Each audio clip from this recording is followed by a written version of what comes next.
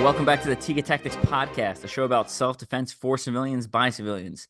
We discuss all things personal protection, including martial arts, combat sports, and street combatives.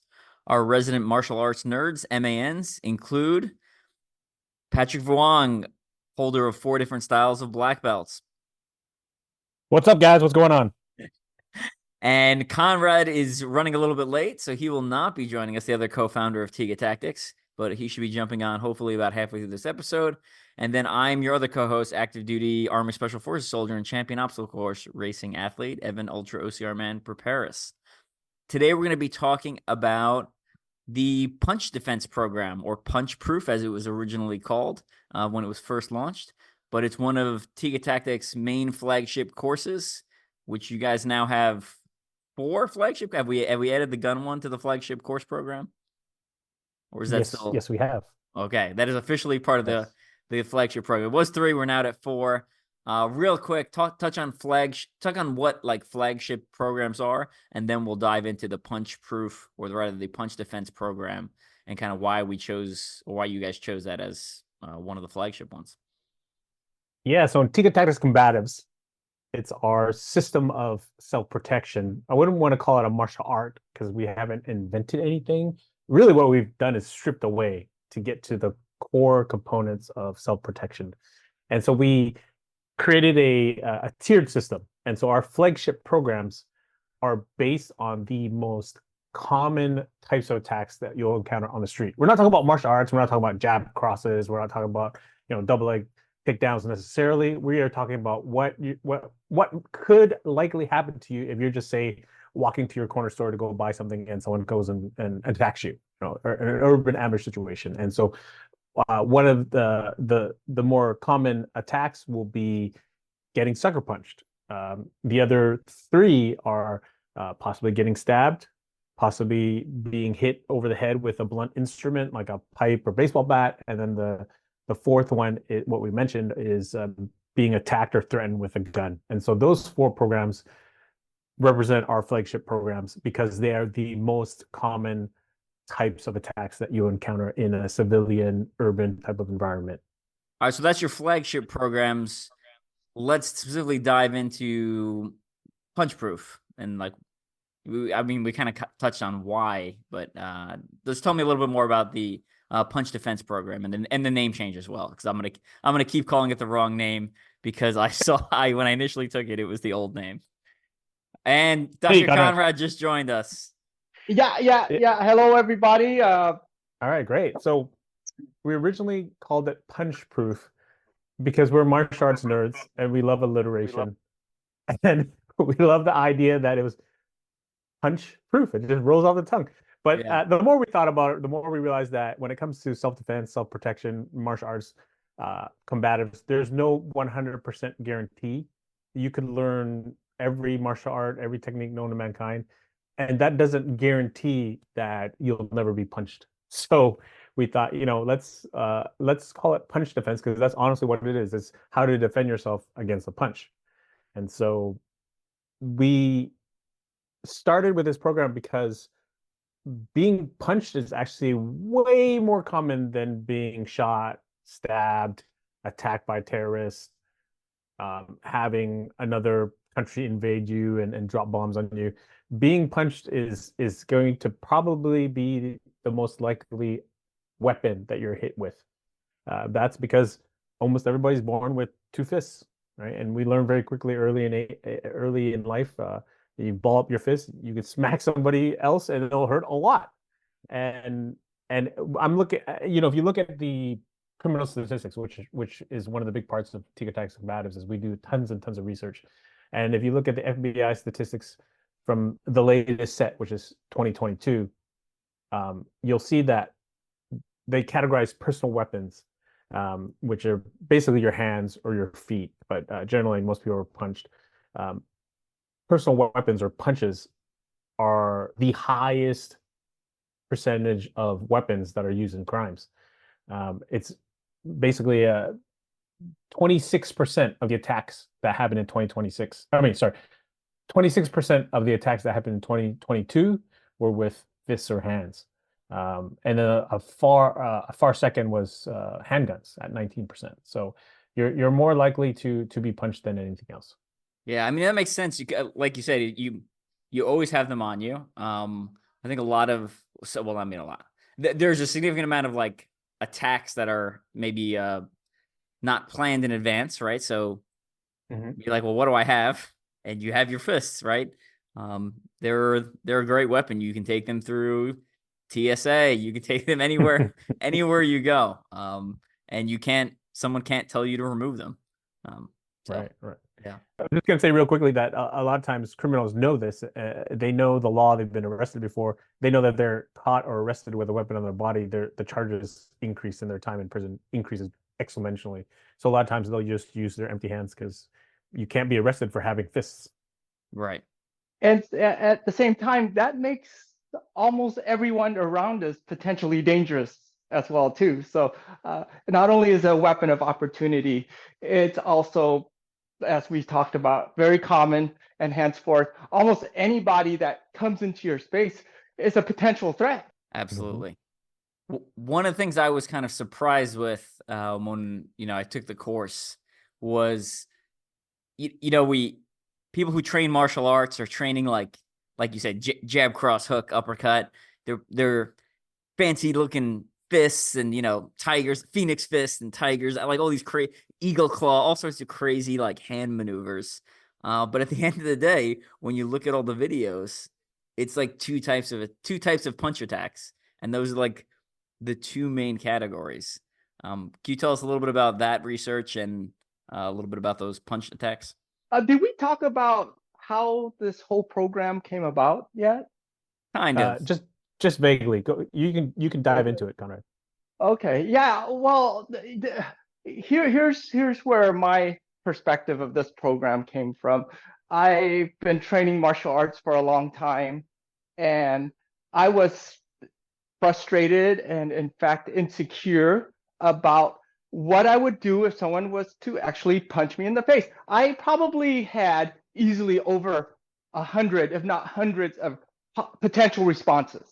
Whether that's a Taekwondo response, you might shift back and side kick them in the ribs, or shift back and round kick them in the groin, to an Aikido response where you take the punch offline, you take a circular step, then you come back and put them in a wrist lock, to Silat where you might parry check the punch, move in, elbow strike, sweep, and take down and finish, to Muay Thai where we would maybe clinch up and knee, to Brazilian Jiu-Jitsu where we might shoot and take them down to the ground. And every response can make sense.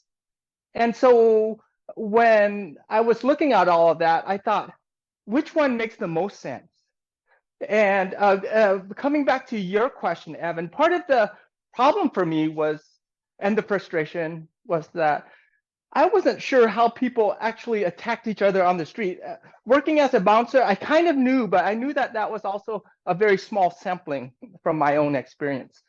And I also knew that, well, in Taekwondo, they attack you differently. In Silat, they attack you differently than someone would on the street. In Brazilian Jiu-Jitsu, they attack you totally different. We start, if we start standing, we're both kind of crouched down and we're looking to get our grips. If we're in Muay Thai, we start kind of different. We start with our hands up, and our partner throws these nice crisp punches like what you were talking about there, Evan. Jab, straight, uppercuts, hooks, very nice and crisp. And although each of those arts had their strength, I also thought each of those arts had their weaknesses. And I also knew for myself that there's just way too many potential responses to way too many potential attacks, like what you were talking about. Maybe it was a jab, cross in Muay Thai, a crane's beak in Kung Fu, and I always knew that that wasn't exactly what happens on the street. And so Patrick and I, we both studied a bunch of footage, and like what you said, generally a street level attack comes in two main types of attacks when someone's attacking you with their empty hands. And we studied a lot of footage, and when I was studying the footage, I was keeping notes, and I was keeping notes as to when someone attacks, which hand would they strike with? What was their attack like? Was it repetitive? Did it come at the same angle over and over again, or did it switch angles, or were there some kind of common attacks out there that I wasn't quite aware of? And so through our studies and what you were kind of pointing at was that we found there's luckily two types of major attacks. The punches coming very loopy, and they generally come from the right hand, and either they're repetitive over and over with that right hand, or they're what we call a swimmer, where they alternate right, left, right, left, right, until maybe they grab clothing, and then it just again comes back to one hand being repetitive as well. So luckily, it still reconfirms our theory that when somebody attacks you on the street, it's probably going to be the level of someone a kid in elementary school or a middle school kid attacking you. That kind of sophistication. Yep, great answer. Love the detail there. I was surprised with how the simplicity of the attacks and how almost predictable they are, and the lack of variation. But yeah, nailed it. So when you're looking at all these different videos, any other kind of noticeable patterns as far as like environment, let's say, like are a lot of them at night, a lot of them during the day, they kind of mix, like they road rage incidents, like where's some of the locations from the sampling you were looking at? I think, fists or punch attacks can happen honestly anywhere, anytime. And there isn't necessarily a pattern to when they happen. So one of the big things I like to say is that you can always predict how it's going to happen, but you don't always know when it's going to happen. And so it could be, like you said, road rage incident. It could be at night because you're drunk and you're walking down a dark alley when you shouldn't have been, and you broke a bunch of laws of stupid. Or it could be like, a dispute between coworkers, right? So the where and the when you can't always predict, but you can predict how they're going to attack you, and that's, as Conrad said, it's going to be a repetitive one-arm bandit, or it's going to be alternating swimmer attack. Back in the day, when I remember when I first really started doing a lot of research, a lot of self-defense instructors and even like police officers, they would tell me like, oh, most attacks happen at night. But then when you start watching the videos, it actually that's not necessarily true. Like attacks happen, like I said, it could be at any time. And so you just got to be aware. Obviously, you'll be more vulnerable at night because there are, there's limited lighting. There's going to be limited witnesses, so predators are going to be out more. If you're out late, you're probably out late drinking or partying, and so you're more vulnerable in that sense. But generally, yeah, anybody can be punched pretty much at any time. And now that changes it's even more chaotic because of the pandemic and the post-pandemic environment that we're in now, where there are so many unprovoked attacks, random attacks, racist attacks, all kinds of chaotic situations now where there could be no reason for you to be attacked, and just suddenly somebody off the rocker decides, hey, I'm going to punch this guy in the face, and down he goes. Yeah, I remember seeing I'm some sorry, go ahead. gang things where there was like, to be initiated, you had to essentially like punch a random person in the head. And there was some like, I think some like older women died from it, right? Like a solid strike to the head, or they get punched, either lose their balance or go unconscious, and then the impact of the floor causes some serious damage. Go ahead, Conrad. Yeah, that was like the knockout game back in the early 2000s. And I think like what Patrick said, it can happen anytime. I've seen footage in convenience stores, at the gas station. I saw footage at a fast food restaurant. I saw footage at swanky restaurants. I saw footage. Politicians, Korean politicians going at it. Some of the people who we believe to be the most civilized. Yeah, it's just surprising the locations where it can happen. And like Patrick said, there's footage at night, there's footage in the daytime, there's footage just all hours of the day too. So it's just really hard to predict when, where it will happen. That's for sure. There's just footage of almost every location you can think of. Yeah, so let's talk about some of the pre-attack type indicators, right? So I've already broken the laws of stupid. Maybe they're someone's just angry and things seem to be heating up. Like what are some signs that there's about to be a punch thrown my way? Let's go over that. All right, let's start from the top down. I think first, one of the common indicators are the eyes that might have that hard stare, or it might be looking around for witnesses or police.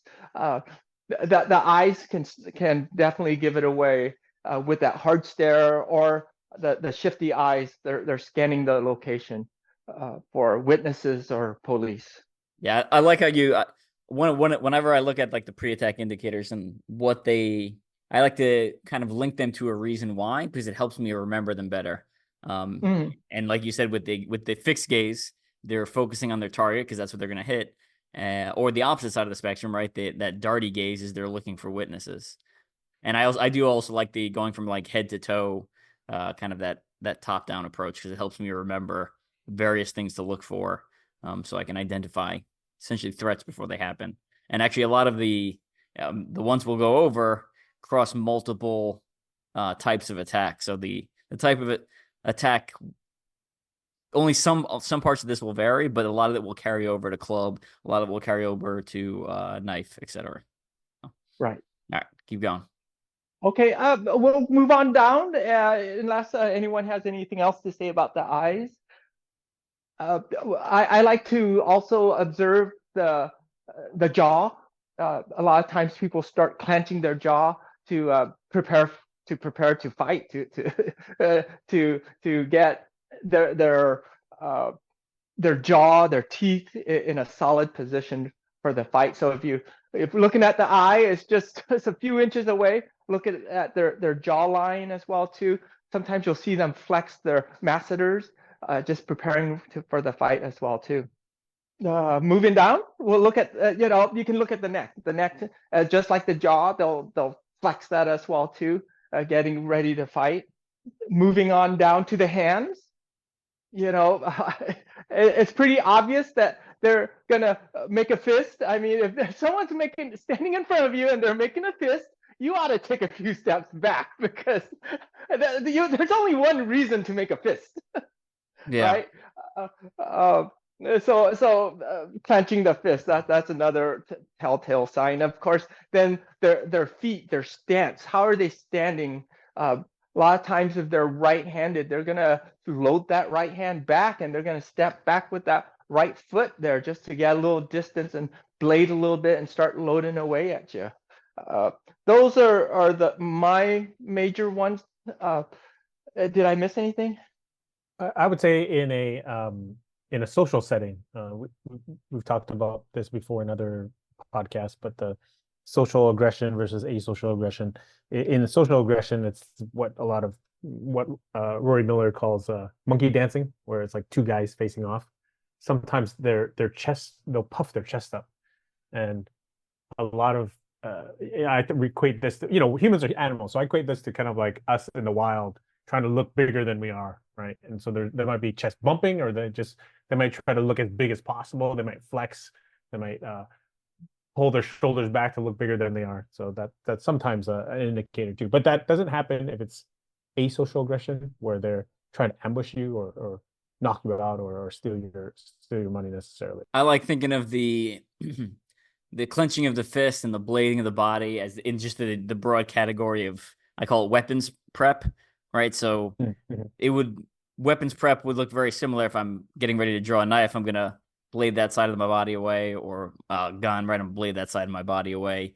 And, if I'm getting ready to draw, a lot of times when people are getting ready to draw a gun or a knife, they do like false draws, or they kind of like adjust their clothing, see if you're getting a reaction. Kind of the fist is the same way, right? Like they're taking that fist and they're getting it ready, so they're locking it down, and you're like, well, who would do that? Angry people would do that, is the answer. Because you Yep. see it on video all the time. You're like, well, people are not going to Right. actually do that, and it's like, no, they do. They absolutely do. They'll Yeah. clench that fist up, and like you said, why would you be like, who clenches their fist unless you're physically holding something? There's really, I mean, just walk around the streets and pay attention to people's hands, and you'll see no one's walking around with these like clenched fists unless they're physically grasping onto something, right? Yeah. So Well, all of these nonverbal cues that we talked about, they're almost subconscious. You know, a lot yes, of these are all nonverbal cues that people do without thinking, and so it's important to research them, watch them on video, so that you can absorb it, because these are huge indicators that an attack's going to happen, and a lot of times the attacker doesn't realize they're doing them, and so that's actually good for you. That's a warning sign. It's like, oh, I need to walk across the street and avoid this person because he's about to do something. right. And Yeah. the other funny part is, I think we were recording one of our upcoming courses, which I'm not going to quite give away what it is yet, last weekend. But I was telling this story when we do scenario training for some of our army training, and like we were doing this checkpoint training where like guys had to come in and they would carry weapons in through this checkpoint. And then once they were into the checkpoint, as long as they didn't find the weapons, they would like deploy the weapon and use it. And the funny part was, completely calm environment. The stress is pretty low. Like no one's actually going to get hurt. And the guys who had weapons would do these cues without realizing they were doing it, right? They were just trying to behave normal. And like the more you told them to behave normal, the more weirder they got, and the more they would start displaying these cues. So yeah. Act natural, act natural. Act natural, the old act natural. Wow. Yeah. And also taking a step back into the civilian world, it's all a lot of success in life comes from communications with ourselves, communication with somebody else. And all those visual cues, the early warning signals, it's just communication by body language. And if we're good at communicating and recognizing, and communication's a two-way street. It's not just what we're trying to get across. We want to understand what the other person's trying to get across too. So if our communication skills are high, we're aware of what's going on with the other person. We're aware that they are angry, they are potentially violent, they are ready to strike you. You're aware of that, and you can pick up those visual cues a little more easily. And again, it just bringing back to communication skills. It's being aware and trying to understand the other person as well too. We always talk about using violence obviously as like a last resort. And if you can identify some of the stuff ahead of time, do you have any like personal favorite de-escalation techniques that you might use, some quote unquote verbal judo, people like to call it, to kind of diffuse a situation? Yeah, definitely. And also before we talk about that, a lot of those signals, it is an opportunity. They're giving you an opportunity to back off. Like in the animal kingdom, right? You see this kangaroo puff its chest, or you see a gorilla beat its chest. It's giving its opponent a way out. And so if you can recognize that, then you can recognize, hey, he's giving me a way out. Because if they weren't giving you a way out, they would just be punching you in the face, right? They wouldn't be puffing their chest, making a fist, looking around, or anything like that. They're literally, if we're sharp with our communication skills, we're able to see this person. They're planning on punching me, but they're not punching me right now. So I have a way out. So yeah, right then and there, those de-escalation skills. First thing is proximity. Give them some space. Take a few steps back. I like to kind of bring my voice and my attitude, my actions up to their level. So if they're angry and they're spitting and yelling, I'll bring my reactions up to similar level. So if I don't want to be the calm monk in front of a person who's like, what the hell did you just do that for? And we don't want to go, my goodness, where is your inner peace? That's just gonna piss them off some more. So I always recommend, meet them at their level. So if they're yelling you raise your voice a little bit. Hey, I did not see that. Totally sorry about that. Big mistake. Then you can start bringing it down. But of course, give them that space. I think that space is also important in case they start punching at you. You have time to defend. You have time to run. You have some space. So first, give them that space. I also recommend get your hands up, bring your palms up in front of you, in front of that person, because that's a kind of a sign of peace. That's a universal symbol for, hey, look, my hands, I have no weapons. I'm not making a fist or anything. I have no weapons. And it also looks good if somebody's recording as well, too. You look like you're trying to defuse the situation. And at the same time, you have your hands up, either ready to strike, to push, to protect yourself as well, too. And it just looks submissive. So I recommend bringing your hands up. When I was a bouncer, I actually brought my hands into a prayer position, like, hey, man, let's not fight here. And I would just bring my hands to a prayer position every now and then, just to show, communicate non-verbally, hey, let's be peaceful about this whole thing. So, take a step back, bring your hands up, bring your voice to a similar tone, and then start calming it down. So maybe you cut somebody off, they followed you into the parking lot or something, I don't know, and you didn't even see it, and they're like, what the hell was that all about? Of course, bring your hands up, give yourself that space, maybe put your car between you and them, and just say, holy smokes, I didn't even know I did that, what the F? And hey, man, totally sorry about that. I'm sure you've done that before, and hey, can I buy you a drink or something? You bring that tone down and try to find a way to diffuse it. Oftentimes getting on their side is a good thing. So getting on their side, what is that? Buying them a drink, complimenting them about something like, damn, those are some hot wheels you have on there. Well, what brand is that? And you try to find a commonality, or you find something that you can compliment them with, and then you start join their team again, give compliment to their shirt, maybe something on them that they're wearing, their shoes, their hair, or their car. It'll be a much easier time for us to have a little rapport with that person and diffuse the situation. Anything I missed? No, those are great tips. I remember you teaching me that when I was a teenager, and I've been trying to use them ever since. And I think verbal judo, using what I would call psychological martial arts, is the way to go, because we want to try to avoid the physical confrontation. I'm Canadian, so I automatically say I'm sorry. I think a lot of guys who are quick to fight, they're often doing it because they're overcompensating. They feel they need to prove something. And so if I immediately take a submissive position and say, oh, I'm sorry, I didn't mean to do that, they'll feel superior, and they're like, all right, I'll let you off this time, kind of thing.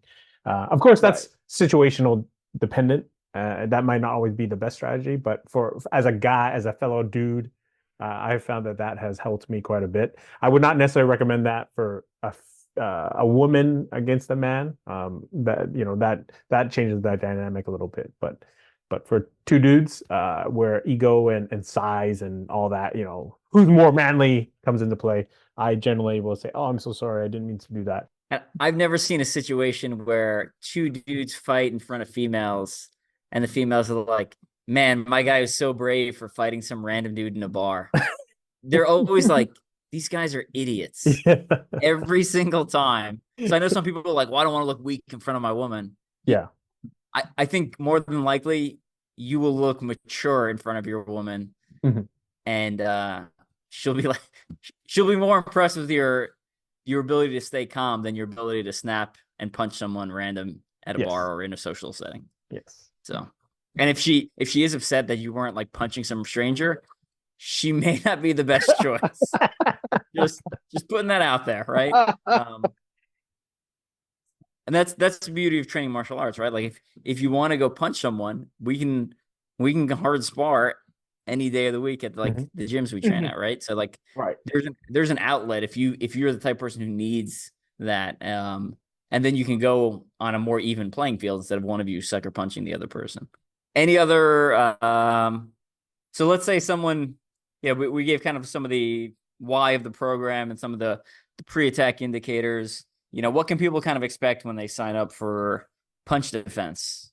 Well, our online program, the great thing about the punch defense program is that it is online, and it's basically what we used to call video on demand. So you can practice it at home in your pajamas if you wanted, at any hour of the day. So that's a huge benefit. And you can stop and pause. Unlike, like a live situation, you miss something, you're like, oh man, I got to remember to ask coach about that later, and then you might forget. But on video format online, you can always rewind or go back and review it again and review it as many times as you need to. So that's a huge positive. Conrad, did you want to jump into like the content and how we've structured things and the reasons why we structured it in that way? If you look at the program, you'll learn mindset.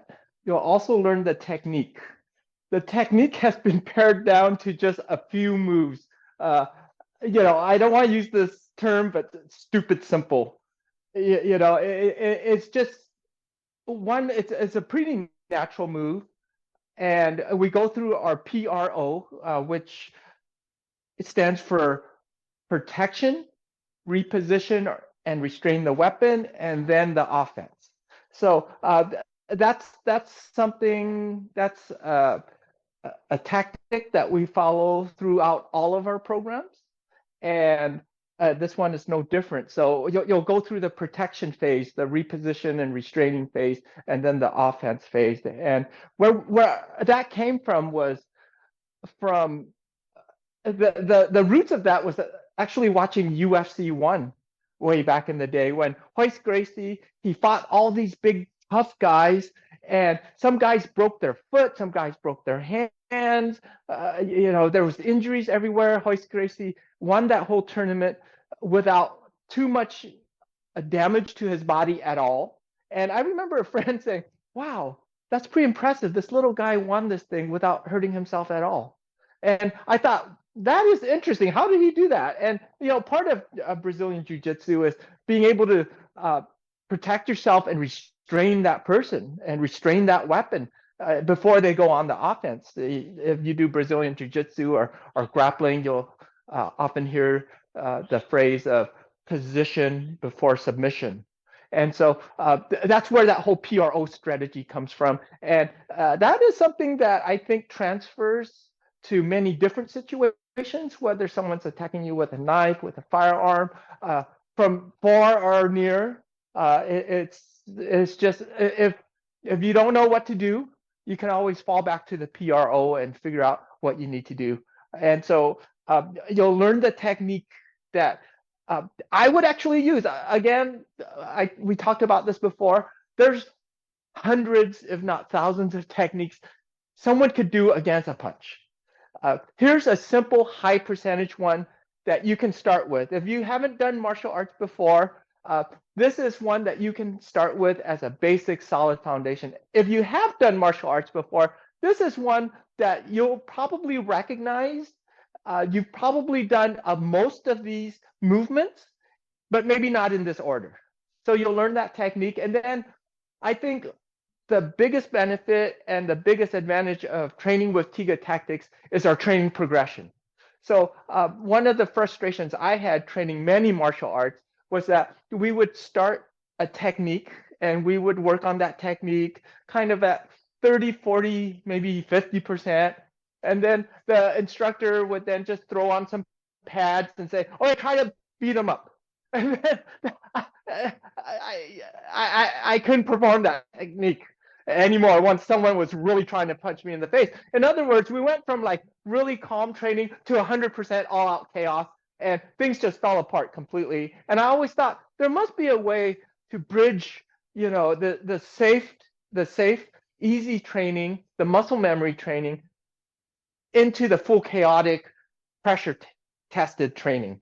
And so we've drawn elements from everything from Tai Chi to Muay Thai to Brazilian Jiu-Jitsu. There's bits and pieces. Sometimes we use timers, a timer like a ring timer from Muay Thai. I found that that's a great way to train versus like back and forth, or counting. You do 3 reps, I'll do 3 reps. It's just a great way for someone to just focus. And when the bell rings, it rings, and then your partner gets to try it. And so we brought in elements of that. So there's if you've done martial arts before, you'll see elements of different martial arts in our training progression as well too. So there's a logical training progression that takes someone safely, like what we say, from 0 to hero, safely from that point where you're training for safety, for muscle memory, for awareness, body limb awareness, all the way to that full pressure tested chaos, and all the way in between there too. So once you reach that pressure testing part where there's the chaos, you still feel like you've gone through that progression where you're comfortable with that. And that, I believe, is one of the strengths of the Tiga Tactics program there. I really like the progression of the training, and the way it's structured online is if you don't know the technique at all, you'll be able to see it so many times, right? Like I usually watch through all the videos once, and then I go through the videos again, actually performing them, in my garage or wherever, and then rewatch as necessary.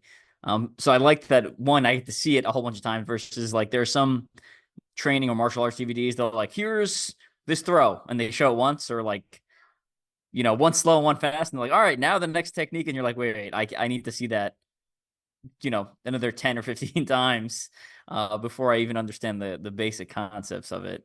And I like that Tiga Tactics, you can, one, it's broken down by chapter, so you can kind of pick and choose where you want to go after you've gone through the whole program once. And 2, you can actually watch it and kind of follow along and work out, as opposed to watching it, having to pause, practice the technique, and go back, and watch it, pause. It allows you to just hit play and let the program run and go through it, doing the various things. The protect system, the PRO, protect, reposition, offense. It's also nice that the way the Tiga Tactics combatives is structured is that concept carries across all these different programs. So when you go do a new program, it's not like, all right, well, here's 30 new techniques I have to learn. It's like, oh, this fits into my framework in my brain that I've already established, and now I can just plug new things in, or take something out and plug something in based off what the bad guy's weapon may be. And then that position before submission, like we talked about on the Army combatives episode, right? The Army's a really big believer in that, and that's kind of why they chose that Brazilian Jiu-Jitsu as a good chunk of their base. And a lot of the weapons retention stuff we do that has to do with it. You get into the dominant position, and then you finish the fight. In military's case, you can use one of your weapons, or you can use a choke or a striking or arm break, whatever it may be. Anything to add, Patrick, before we start wrapping things up? Just to reemphasize that a punch, a closed fist, is the most likely weapon you'll face if you're ever attacked on the street, and so being able to defend yourself against it is absolutely vital, especially in these crazy times where random attacks happen, it's seemingly almost all the time now. And just to reemphasize, it's not going to be these fancy jab cross hooks. It's not going to be eagle claws or crane's beak. Nothing fancy that we learned in martial arts. It's going to probably be a sucker punch in the form of a very sloppy haymaker. So if obviously we want you to train with us and learn our punch defense program, but if not, go to another combatives instructor who will give you something effective, because this is the most dangerous weapon you will see on the street. All right, let's before we let everyone go, this is the first episode we're recording after Dragon Fest, the martial arts festival we went to in California. So real quick, explain to our audience who may not know what is Dragon Fest, and then we'll give you a quick kind of some of our thoughts and kind of our experience at the event before we let everyone go. Yeah, Dragon Fest Expo is the largest martial arts convention on the West Coast. For many years, it was kind of like the convention to go. It was kind of like the Comic-Con of the martial arts world. There's a big gathering of obviously martial artists, but also action movie stars, fight choreographers, and then now there's kind of an element of the industry, the entertainment industry. So we saw and met people who acted in Star Wars, or there was Sean Kanan, who was in Cobra Kai and Karate Kid 3. So there's kind of an interesting mix, all with the unifying theme being martial arts. Yeah, I swear, every other person I met was an actor or a producer. Yeah, we were out in by LA, so the percentage of actors was significantly higher than normal. So, It go for it, go Conrad. ahead. Let me hear your thoughts. No, I was going to ask you, Evan, what did you enjoy about it? Uh, Basically everything. It was so one, it was just so cool to be around other martial artists. Two, it was fun to see the variety of tables, right? Like, so they were, like you said, there's a lot of like, take a picture with this actor, or buy like an 8x10 of them. But then there was also people selling, self-defense tools, stun guns and Kubotan. There was people selling books. There's the Apache knife guy was there. Cane Masters, which we mentioned previously. Mark Shuey was there. He was at our table right next to us. Um, it was just like a smattering from across the martial arts world, pulled into one building. So it was, and then on top of that, they were doing like mini seminars, right? So theoretically, not theoretically, you could pay for entry and then go and just take like, 8 hours of mini seminars that were like broken into like 45-minute segments on various topics. So it was, and then just hanging out with other people and talking martial arts. It was just a lot of fun. Every time I hang out with you guys, it's like one of the best weekends of the year. So you guys keep setting things up in a very, you have a high standard to uphold now at this point. That's awesome. Yeah, I thought it was awesome. I took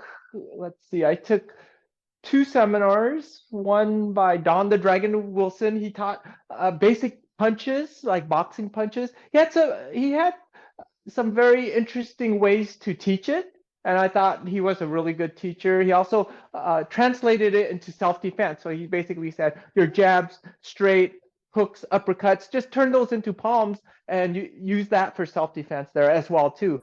So he translated the sport to the self-defense portion as well too. And what impressed me was that he's 70 years old.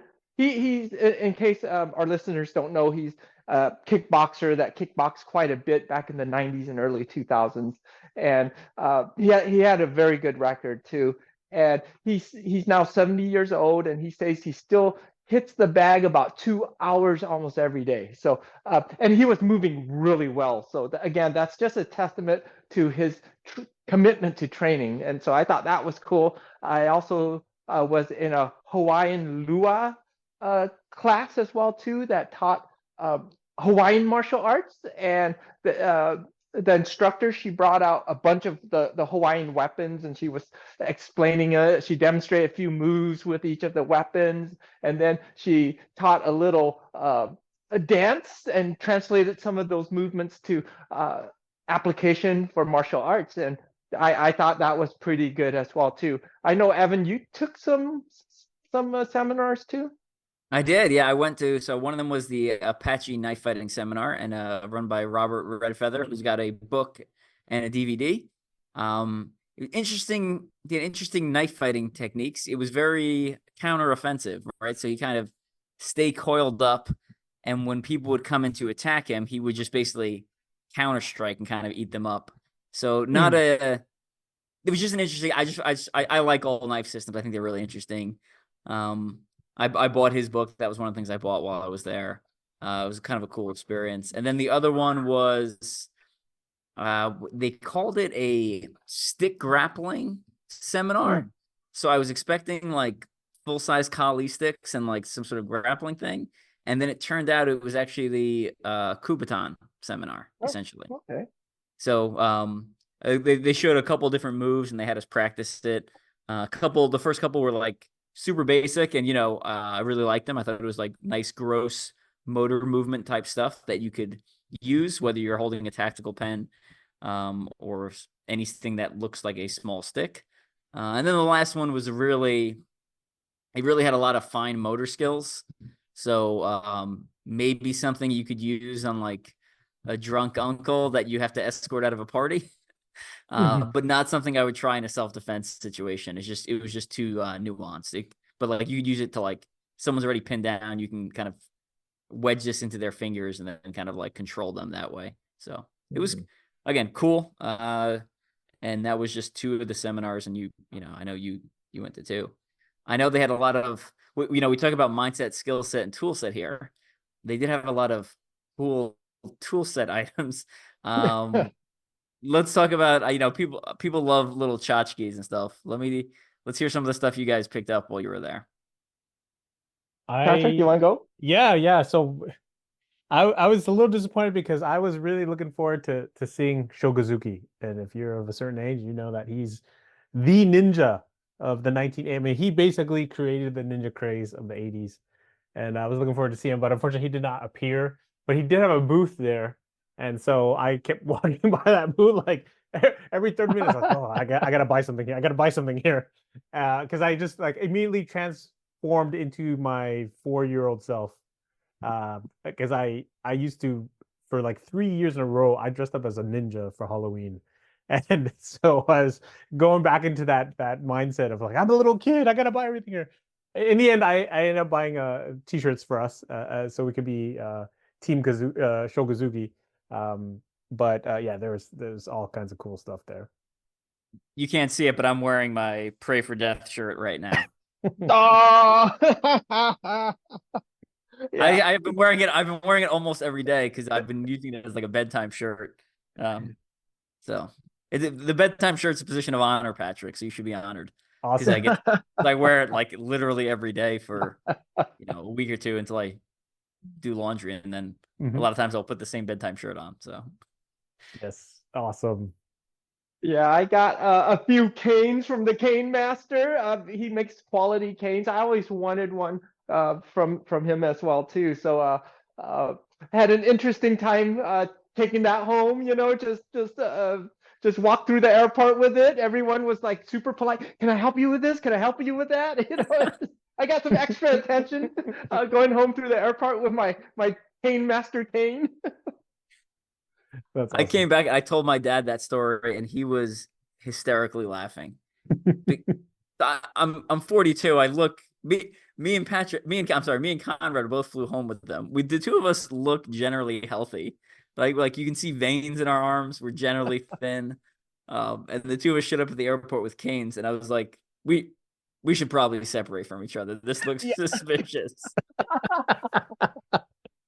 And so I had a connecting flight, so I walked through the airport fine. I put it in the overhead bin. And then at the layover flight, I'm like, all right, I have one more flight to my hometown. And of course, there's like a half a dozen people on my second flight that I know. And they're like, oh my goodness, Evan, what happened? What's with the cane? Are you all right? And I was like, oh, geez. Like, yeah, I'm fine. But, and then kind of changed the subject. But yeah, it was, it made for an interesting experience. And my wife was very confused when I walked out of the airport with a cane. She was like, "What are you?" I was like, yeah." So speaking of which, I gotta treat that once I get settled here. Right. All right. Well, that was a lot of fun. I just had a ton of fun, like you did too, like both of you. Yeah, and then I got to meet we got to meet a lot of cool people. We had the Tiga Tactics booth. We had our bios out, so people were coming up and asking us questions. We did a lot of giveaways at the event, and made some connections. It was kind of, I had a bunch of people asking me about military stuff and some obstacle course racing stuff as well, in addition to all the martial arts stuff. I did not end up getting any photos of people, but I was interested in they had Vega from Street Fighter 2.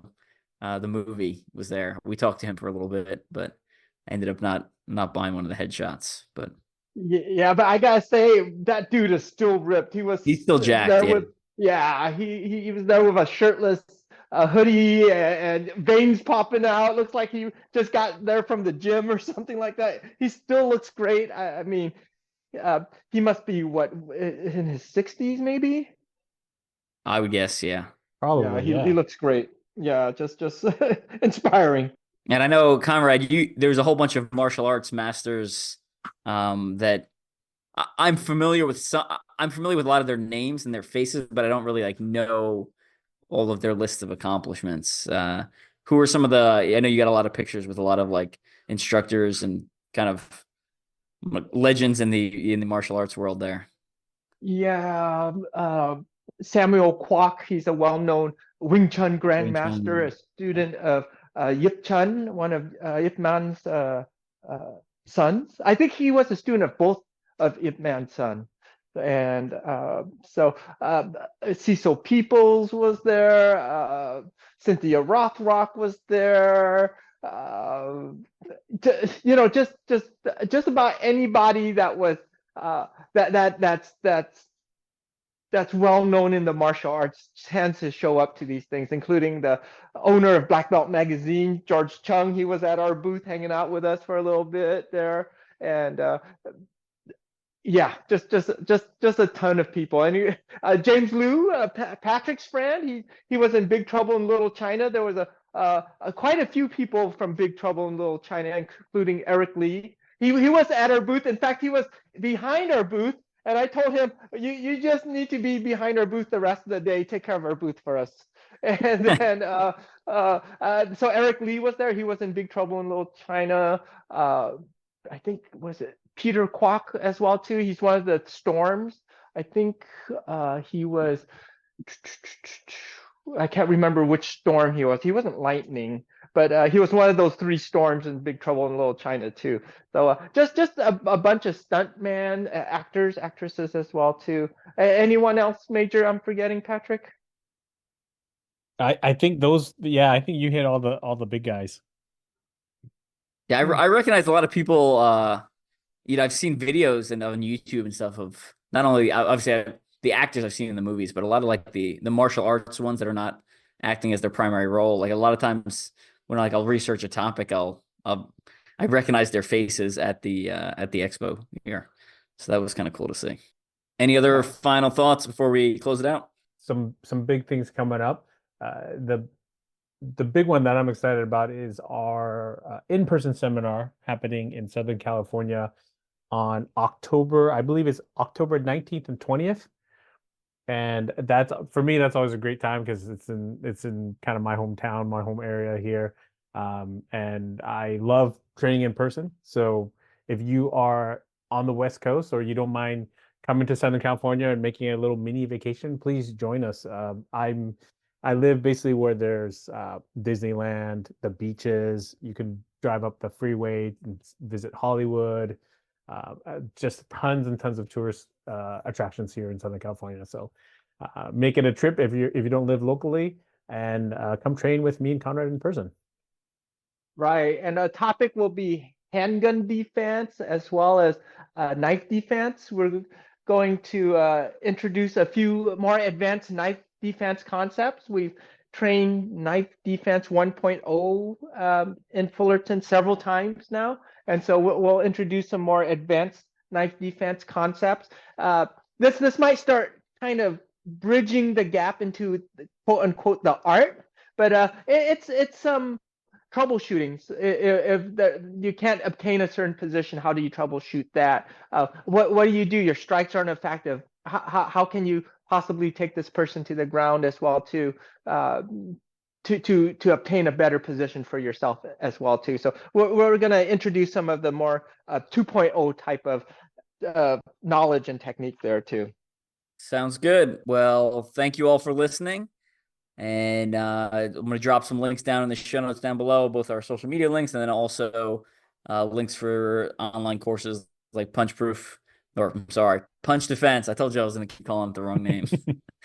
Punch defense, you can check that out. And again, like Patrick said, it is the most common type of attack that you'll face. So it's a good place to start your training if you're haven't started training, and if you are training, it's good to have a refined skill and an answer you're definitely going with. Like we've talked about before on this podcast, Hick's law.